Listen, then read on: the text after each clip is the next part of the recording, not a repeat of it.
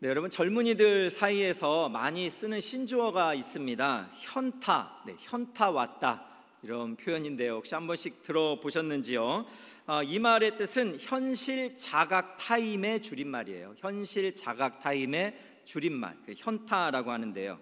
헛된 꿈이나 망상 따위에 빠져 있다가 자기가 처한 실제 상황을 깨닫게 되는 시간, 이때를 바로 현타라고 이렇게 이야기를 합니다.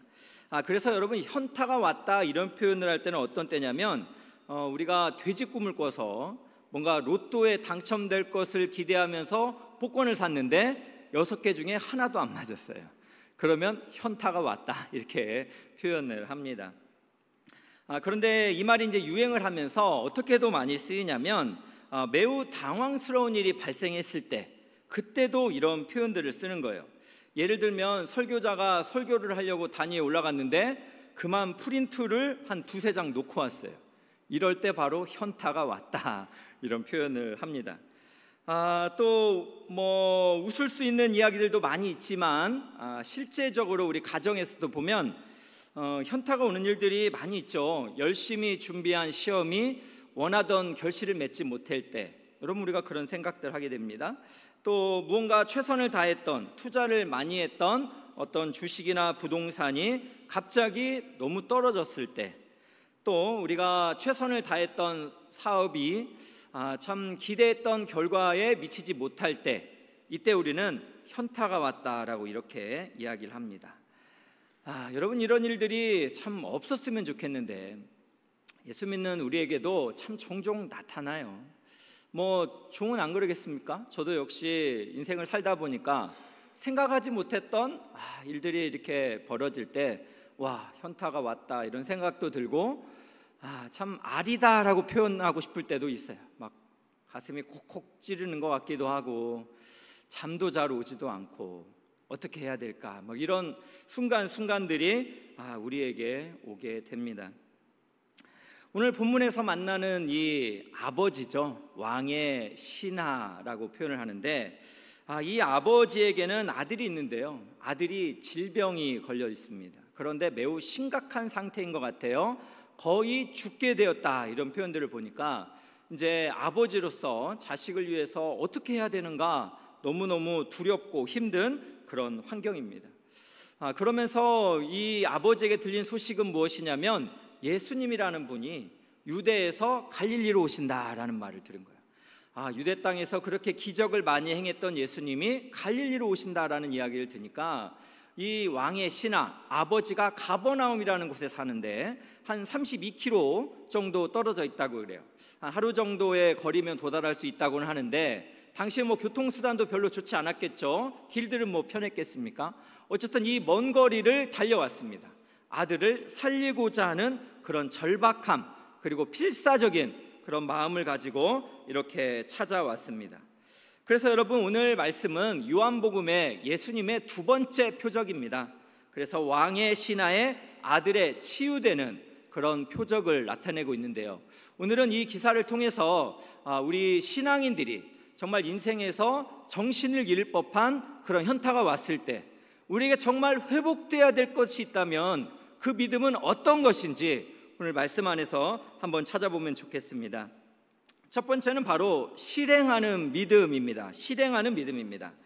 여러분 인생 수업이라는 루시와 시인의 글이 있습니다. 제가 한번 읽어드리겠습니다. 아이디어와 생각만으로는 최고의 CEO가 될 수 없습니다.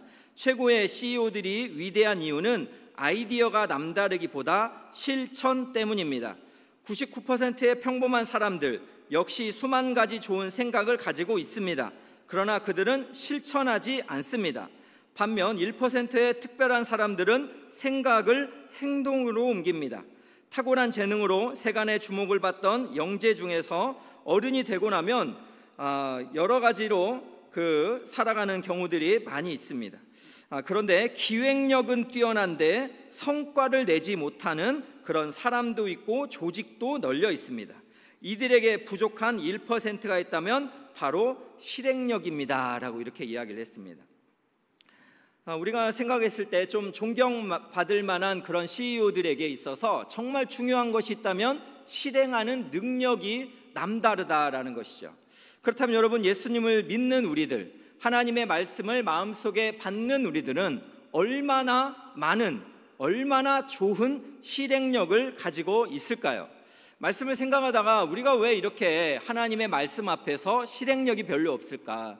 즉 말씀에 순종하는 삶이 잘 되지 않을까? 이런 묵상을 이렇게 계속하고 있다가요, 지난 금요일 날 우리 청년부가 지금 팀 수양관에서 지금 수련회를 하잖아요. 그래서 금요기도회가 마치고 격려를 하고 싶어가지고 우리 동료 교역자들과 함께 아이스크림을 이렇게 샀습니다. 사서 이렇게 청년들을 갖다 주고 이렇게 돌아오는 과정 중에 자꾸 카드사에서 전화가 오는 거예요. 그래서 계속 못 받다가 결국 이제 다음 날, 이제 어제죠, 전화를 이렇게 딱 받았더니 뭔가 그 계산이 안 됐다 이런 이야기를 하는 거예요. 근데 제가 좀 어이가 없었어요. 왜냐하면 분명히 영수증을 제 손으로 받았고 또 결제가 되었던 문자를 받았는데 지금 카드사에서 저한테 가맹점에서 전화가 왔는데 계산이 안 됐답니다 라고 말하니까 이게 그냥 부드러운 인격으로 잘 소화를 해야 되는데 갑자기 뭐가 확 올라오는 것 같이. 그러나 제가 또 품위 없게 그러겠습니까? 뭔가 잘못된 것 같습니다. 그래서 자꾸 정보를 요구하길래 보이스피싱이시면 어떻게 합니까? 제가 이렇게 해서 결국에는 전화를 끊었습니다. 나중에 수소문을 해보니까요, 결국 그 주인분이 실수로 금액을 이렇게 덜 청구를 했대요. 그래서 어제 잘 깨끗하게 참 해결을 했는데, 그런 일을 겪으면서 제가 이런 생각이 들어요. 왜 갑자기 화가 났을까라는 생각을 하니까 저는 확신을 했어요. 왜냐하면 결제를 분명히 했거든요. 그리고 제 눈으로 확인도 했어요. 영수증도 갖고 있었죠. 그리고 그 결제됐다는 문자도 받았죠. 근데 결제가 안 됐다라는 이런 정보가 들어오니까 제가 이걸 받아들이지 못하고 어떻게 하는 거예요? 화가 나기 시작했습니다.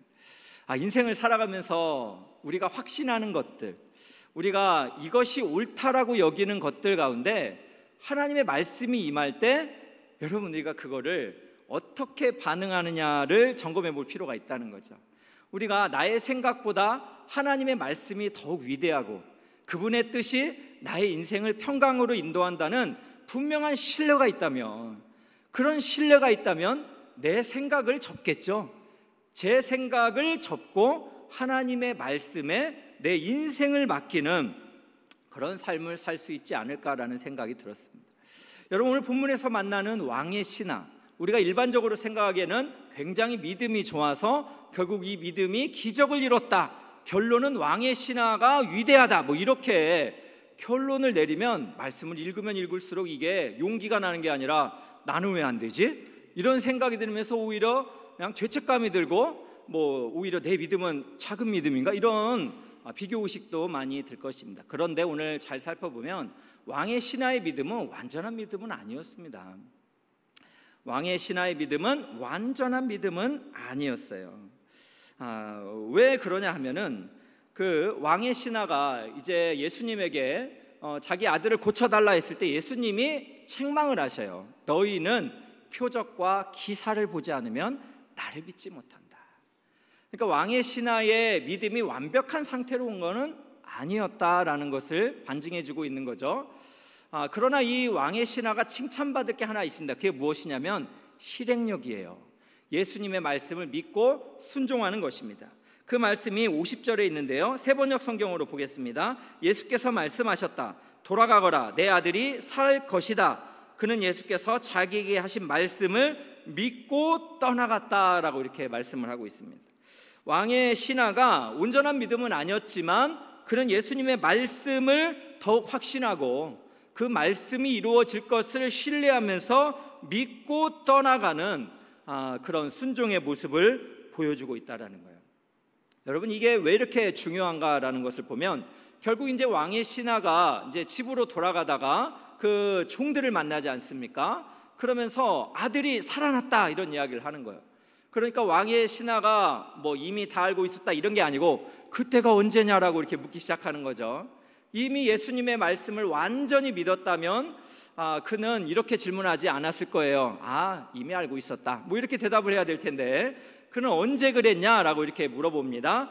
그때 어떻게 이야기합니까? 52, 53절 보겠습니다. 그 낫기 시작한 때를 물은즉 어제 7시에 열기가 떨어졌나이다 하는지라 그의 아버지가 예수께서 내 아들이 살아있다 말씀하신 그때인 줄 알고 자기와 그 온 집안이 다 믿으니라 라고 말씀하고 있어요. 그때입니다. 언제죠? 예수님이 말씀하신 그때의 치유의 기적이 일어났다는 것을 요한은 분명하게 보여주고 있습니다. 그런데 중요한 것은 53절을 한번 다시 보시면 자기와 그 온 집안이 다 믿으니라, 다시 한번 표현이 되는 거예요.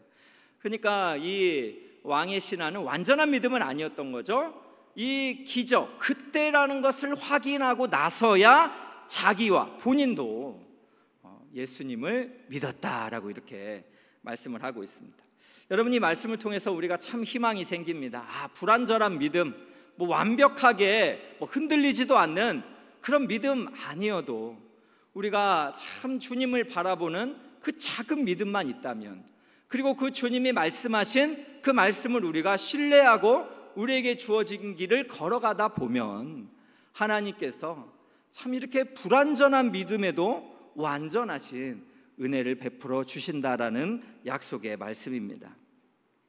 여러분, 이것을 통해서 우리가 생각해 볼 게 있어요. 무엇이냐면 이 기적 가운데서 이루어지는 패턴이 있습니다. 어떤 패턴이냐면 예수님은 말씀하시고, 그러니까 왕의 신하는 말씀을 듣고, 또 왕의 신하는 믿음으로 실행을 했을 때 하나님의 기적이 일어난다는 거예요. 그러니까 말씀을 듣고 말씀을 믿음으로 실행했을 때 하나님의 기적을 맛본다라는 거죠. 그렇다면 여러분의 인생은 어떻습니까? 하나님이 행하신 수많은 기적으로 가득 채워져 있습니까? 여러분이 생각하는 기적은 어쩌면 그냥 내가 정말 사랑하는 아들이 그런 병이 회복되어지는 것만 기적이라고 생각할 수 있어요. 그러나 여러분, 오늘 본문의 말씀처럼 이 기적을 통하여서 왕의 신하뿐만이 아니라 그의 아들, 또 그의 온 집안이 예수님을 믿는 기적이 일어났다라는 사실이에요. 여러분, 이것을 생각을 해볼 때 우리는 어쩌면 영적인 눈이 없어서 우리 삶 속에 일어나는 기적들을 보지 못하는 경우가 너무 많아요. 그냥 당연하게 여기며 살 때도 많잖아요. 여러분, 감사의 반대는 뭐냐면 당연히 여기는 거래요. 감사의 반대는 원망과 불평이라 생각하잖아요. 아니래요. 여러분, 감사의 반대는 그냥 당연히 여기는 거예요. 오늘 주일 예배가 드려지는 거 당연하지. 오늘 찬양 반주가 있어야지 당연하지. 오늘 일부 성가대가 찬양을 해줘야지 당연하지. 이러면 감사가 없는 거예요. 감사가. 네. 여러분, 우리의 삶 속에서 그런 감사를 잃어버린 것, 기적을 보지 못하는 우리 영적인 눈이 흐려진 거 아닐까라는 생각이 듭니다. 그러려면 어떻게 해야 돼요? 하나님의 말씀을 회복해야 되죠. 믿음은 어디서 나는 겁니까? 말씀을 들을 때 나는 거잖아요. 하나님의 말씀을 듣고 또 하나님의 말씀을 믿고 그 말씀을 우리가 실행하며 걸어갈 때 하나님께서 우리 인생에 기적들을 보여주신다라는 말씀입니다.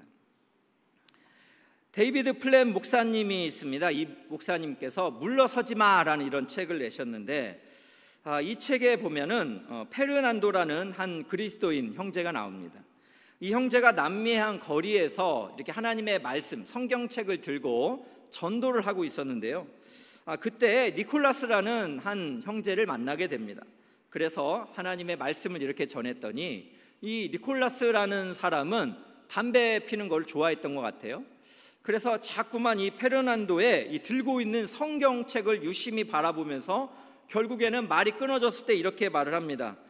당신이 들고 있는 그 책의 종이가 담배를 말기에 딱 좋게 생겼군요. 이렇게 이야기를 하더래요. 그래서 지금 복음을 전하려고 하는데 지금 관심이 지금 내가 들고 있는 성경책이 왜 필요해요? 담배를 말기에 최고급의 질이다라는 거죠. 그래서 이 페르난도는 참 매우 당황스러웠지만 니콜라스가 말하는 거예요. 이거 저 주시면 안 됩니까? 그러니까 이 페르난도라는 형제가 말합니다. 이 책을 뜯어서 담배를 말기 전에 그 페이지를 읽겠다고 약속하면 선물로 드리겠습니다. 이렇게 얘기해요. 사실 좀 성경책을 담배 말을 하고 선물하기는 좀 그렇잖아요. 그러나 선교지에서는 한 영혼이라도 말씀을 읽게 만들려고 하는 그 그냥 소중한 마음을 우리가 좀 높이 평가해 준다면, 그래서 이 페르난도는 결국 이 성경책을 니콜라스에게 주면서 담배를 피우기 전에는 꼭 이 책을 찍기 전에는 읽고 담배를 말아주세요. 약속을 꼭 지켜달라. 다시 한번 재차 확인을 했습니다. 한참의 시간이 지나고 이제 다시 만나게 됐습니다. 니콜라스가 굉장히 화난 얼굴로 이 페르난도를 보고 이렇게 말합니다. 본인이 이제 담배를 피우기 전에 한 장씩 이제 찢어서 이제 말았대요. 담배를. 마태복음을 읽고 말고, 마가복음을 읽고 말고, 누가복음을 읽고 말고, 그리고 요한복음을 3장까지 읽다가 요한복음 3장 16절에 하나님이 세상을 이처럼 사랑하사 독생자를 주셨으니 이는 그를 믿는 자마다 멸망하지 않고 영생을 얻게 하려 하심이라. 이 말씀을 어느 순간 믿어지기 시작하면서 결국 회심을 하고 그리스도인이 되었다고 합니다. 그래서 전에 내려오는 이 분의 이야기를 통하면 이 니콜라스라는 이 형제는 결국에는 예수를 믿고 이 거리에서 복음을 전하는 목사가 되었다라고 이렇게 이야기를 했습니다. 여러분, 하나님의 말씀은 능력이 있습니다. 오늘 설교 여러분 짧게 들어도 한마디로 말씀드리면 하나님의 말씀이 능력이 있다라는 것이에요. 죽은 자도 살리는 말씀, 또 현타가 온 환경에도 우리를 소생시키는 것이 말씀이다라는 것을 믿으시기를 주님의 이름으로 축복합니다. 그래서 누가복음 1장 37절에 이렇게 말합니다. 대저 하나님의 모든 말씀은 능하지 못하심이 없느니라. 할렐루야. 하나님의 모든 말씀은 능하지 못하심이 없는 줄로 믿으시기를 주님의 이름으로 축복합니다. 그러면서 여러분, 하나님의 말씀을 정말 읽고 또 그 말씀을 믿고 실행하기로 결단하시기를 진심으로 축복합니다. 지난주에 한 다락방을 제가 이렇게 찾아갔더니요, 우리 다락방의 귀한 권사님들이 좋은 말씀들을 많이 해주셨어요. 평소에 잘 못 만나니까 오랜만에 담임 목사 만나서 이야기를 많이 해주시는데, 그 중에 정말 또 제 마음속에 깊이 다가왔던 것은 우리 귀한 성도님이 정말 자녀를 키워보면서 너무 후회되는 일이 있다는 거예요. 그게 무엇이냐라고 물어봤더니 자녀가 어렸을 때 교회를 데리고는 다녔는데 말씀을 가르치지 않았던 것이 세월이 지나서 너무나 목사님 후회가 됩니다.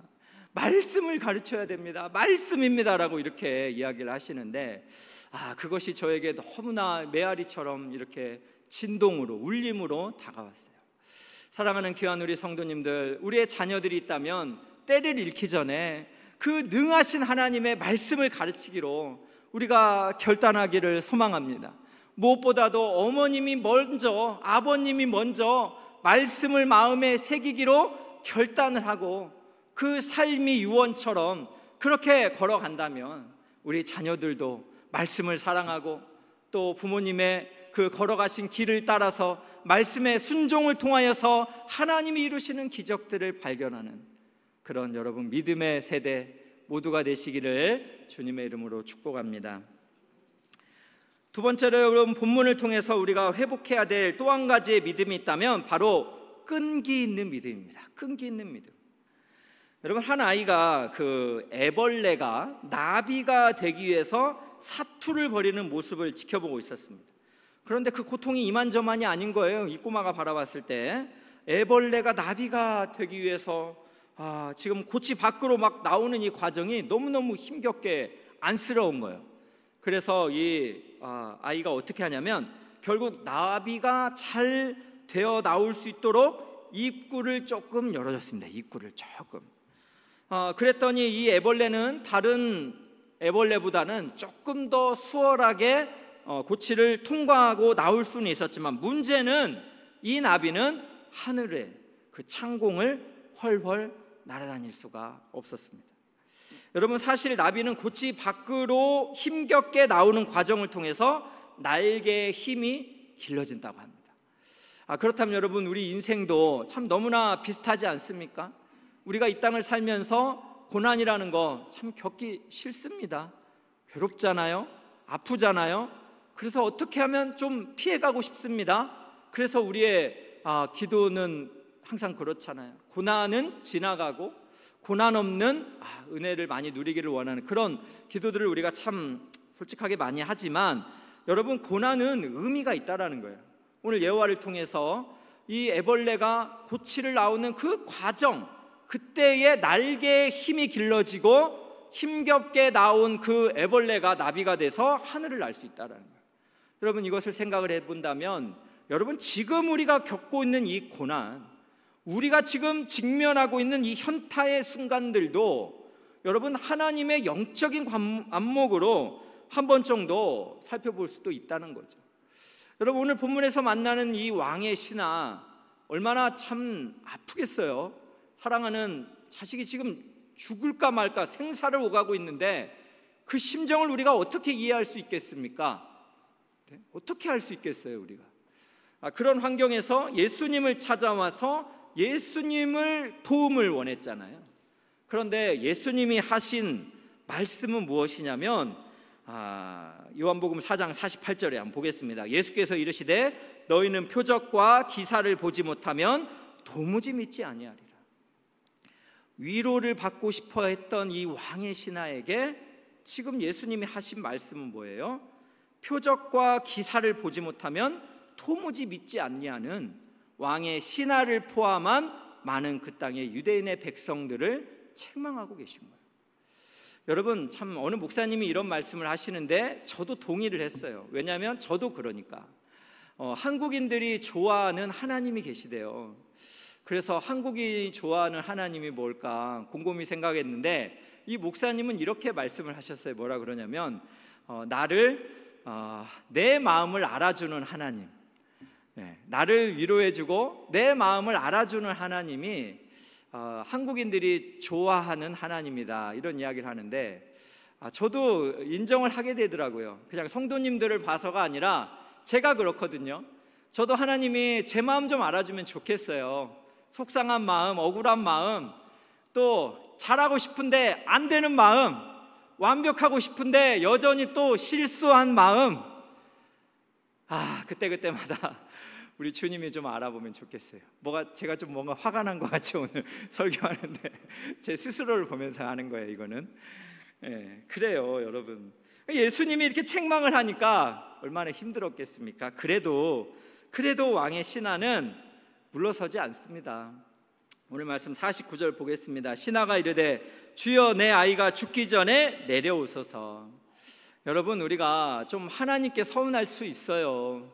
무언가 간절히 기도했는데, 뭔가 열매를 기대했는데 내 생각대로 빠른 시일 내에 내가 정한 그 온타임에 되지 않을 때 여러분, 우리가 참 눈물 날 수 있습니다. 그러나 포기하면 안 됩니다. 하나님은 이 고통이라는 과정을 통해서 뭔가 일을 하시기를 원하시는 그 하나님의 계획하심, 아까 그 애벌레가 고치를 통과하면서 날개에 힘이 길러지듯이 뭔가 하나님이 우리가 보지 못하는 하나님의 계획하심이 있기 때문에 여러분, 우리 멈추면 안 됩니다.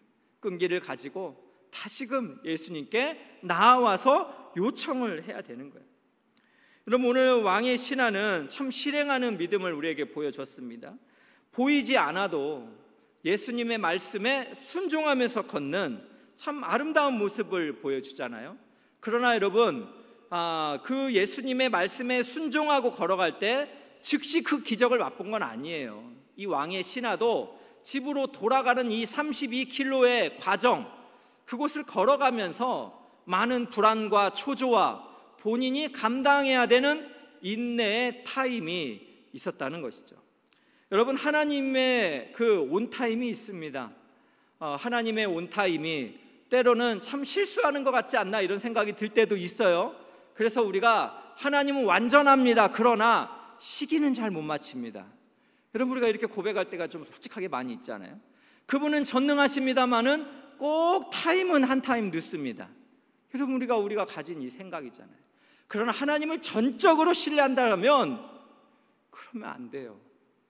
하나님을 정말 믿는다면 지금 내가 생각한 온타임이 아니어도 포기하면 안 되고 하나님의 은혜를 구해야 되고 하나님이 나에게 가장 좋은 것으로 주실 거다라는 믿음을 가지고 다시 일어서야 돼요. 다시 주님 앞에 나아가야 돼요. 다시 주님과 함께 걸어가기를 소망해야 되는 것입니다. 여러분, 성경을 보면 이런 인내의 시간을 그렇게 은혜 가운데 최선을 다했던, 그런 실행하는 믿음을 보여줬던 많은 사람들에게는 하나님의 기적을 경험하게 되었습니다. 여리고성 한 바퀴 돌았다고 무너진 거 아니에요. 7일 동안, 한 바퀴 6일 동안 돌고 7일째는 7바퀴를 돌으라는 말도 안 되는 실행을 요구할 때 순종하며 걸어갔던 자들이 그 기적을 맛본 거예요. 여러분, 엘리야가 그렇게 이스라엘 땅에 3년이 넘도록 비가 오지 않을 때 그가 무릎 기도를 드리잖아요. 한 번 기도하면 됐는데 사환이 아무것도 없는데요, 2번 또 가봐라, 구름이 있는가 가봐라. 몇 번째입니까? 7이라는 완전수. 그러면 8번째는 엘리야는 멈췄겠습니까? 계속하는 거 아닙니까? 하나님의 약속의 말씀이 있었잖아요. 내가 이스라엘 땅에 비를 지면에 내리리라.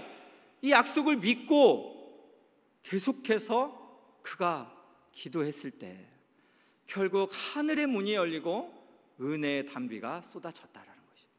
여러분, 이것을 생각한다면 현재 우리의 삶 속에서 여러분, 우리가 인내의 시간을 보내야 할 때 여러분, 주님을 의지하시기를 주님의 이름으로 축복합니다. 마지막으로 참 이 이야기를 끝으로 참 설교를 마치기 원하는데요, 한 3살 된 손자를 데리고 한 할아버지가 참 슈퍼마켓을 갔습니다. 그런데 손자가 이제 떼를 쓰기 시작하는 거예요. 사탕 판매대를 지나면서 사탕을 사달라, 껌을 사달라, 비스킷을 사달라, 막 소리를 치는 거죠. 그때 이렇게 말합니다. 진정해 윌리엄. 그 할아버지가 말하는 거죠. 그리 오래 걸리지 않을 거야. 진정해. 손자가 계속 떼를 부렸습니다. 그래도 할아버지는 평정을 유지하면서 말합니다. 윌리엄, 잠깐만 기다려. 몇 분만 더 있으면 이제 갈 거야. 힘내. 이제 심통이 난 손자는 계산대에서 카트 밖으로 물건을 던지기 시작했습니다. 그런데도 할아버지는 손자의 버릇없는 행동을 보며 조용히 말하는 거예요. 윌리엄 진정해. 화내지 마. 5분만 있으면 집에 갈 거야. 멋지게 기다리자 윌리엄. 여러분, 이 모습을 지켜보던 한 여성이 깊은 인상을 받았습니다. 어떻게 막무가내인 손자를 저렇게 끝까지 참고 부드럽게 달리며 인내할 수 있는지 놀랄 뿐이었어요. 그래서 그 여성이 할아버지에게 다가가 말했습니다. 실례합니다 어르신, 정말 훌륭하세요. 손자가 계속 떼를 쓰고 고함을 지르고 물건을 던져도 화내지 않고 침착하게 괜찮다고 달리기만 하시니 이런 할아버지를 둔 윌리엄은 정말 행운아예요. 이렇게 말을 했어요. 여러분, 그 말을 들은 할아버지가 이 여성에게 이렇게 말합니다. 고마워요. 그런데 사실은 내가 윌리엄이에요. 내 손자 이름은 케빈입니다. 이렇게 말합니다. 여러분, 이 이야기가 주는 메시지가 있어요. 지금 손자가 계속 난동을 부리니까 윌리엄 참아야 돼. 5분만 참자. 곧 나간다. 누구한테 한 얘기예요 지금? 할아버지가 자기한테 한 얘기예요. 자기한테. 여러분, 우리가 진정한 승리는 자신을 이길 때 승리가 오는 거예요. 남을 바꿀기까지는 너무나 오랜 시간이 필요합니다. 하나님이 우리에게 인내의 타임을 허락하실 때는 여러분도 외쳐보세요. 내가 인내하고 내가 하나님의 은혜를 구하고 그렇게 참 최선을 다해서 보이지 않는 인생길을 걸어간다면 우리 주님이 우리에게 약속하신 말씀이 야고보서 5장 11절에 있어요. 결론적으로 한번 보겠습니다. 보라, 인내하는 자를 우리가 복되다 하나니 너희가 욥의 인내를 들었고 주께서 주신 결말을 보았거니와 주는 가장 자비하시고 긍휼히 여기시는 이시니라. 복을 주시는 하나님께서 지금 인내하는 자를 복되다 하신 거죠. 말씀 한번 보여주세요. 욥의 인내를 들었고 주께서 주신 결말을 보았지만 주님은 어떤 분이라고요? 가장 자비하시고 긍휼이 많으시는 주님이세요. 오늘 우리가 우리 눈앞에 보여지는 결말이 잘 보이지 않는다 하더라도 이 11절 말씀에서 정말 주목했으면 하는 말씀은 주는 가장 자비하시고 긍휼히 여기시는 분이시다. 여러분, 이 주님을 주목하시면서 이 현타 맞은 환경 속에서도 불완전한 나에게 집중하지 마시고 완전하신 주님과 그분의 말씀에 집중하시면서 이 위기를 이겨내시기를 주님의 이름으로 축복합니다.